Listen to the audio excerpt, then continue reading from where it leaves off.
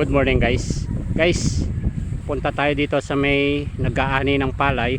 Ito ay manual system. Ginagamit dito yung gapas. Gumagapas sila ng kanilang mga tanim na palay. Ngayon, sa tungkol sa pag-aani pa lang to, no? Sa susunod, papakita ko sa inyo kung paano yung pag-araro. So manual ito, manual to kaibigan, no? So nandito sila ngayon. Marami sila. Mga ilang kayo lahat? Kaway-kaway tayo dyan, no? Yan, no? Yan si, anong pangalan nito? Si, Inday. Inday pangalan nito. Oo. Kaway-kaway muna tayo. Yan sila, ayan, happy sila.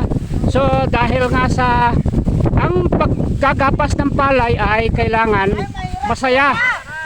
Masayang mahirap. Okay lang yan, basta importante meron tayong anihin para meron tayong gigilingin na palay na maging bigas. So ito si Artugante nila, yung leader nila si Letlet.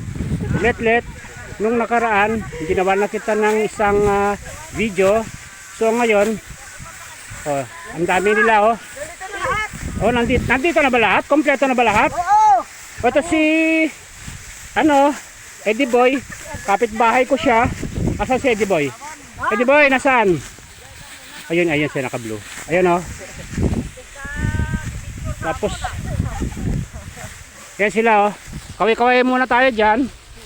Para ayan para sa ayun pala si Eddie Boy Eddie Boy, gusto ka? Ayan okay lang. Sa susunod, pagka nag-treasure kayo, pupuntahan ko kayo para ipapakita natin dito sa ating mga kababayan kung ano yung sitwasyon natin dito sa ating munisipalidad na Valladolid. So kabuuang Negros, ganito pala yung gamit. Bibihira pa lang yung yung may harvester sa atin. So yan ayan yung isa, happy siya. So guys, abangan na lang ninyo ito sa susunod na araw. I-upload ko to, makikita ninyo ang sitwasyon natin. So thank you.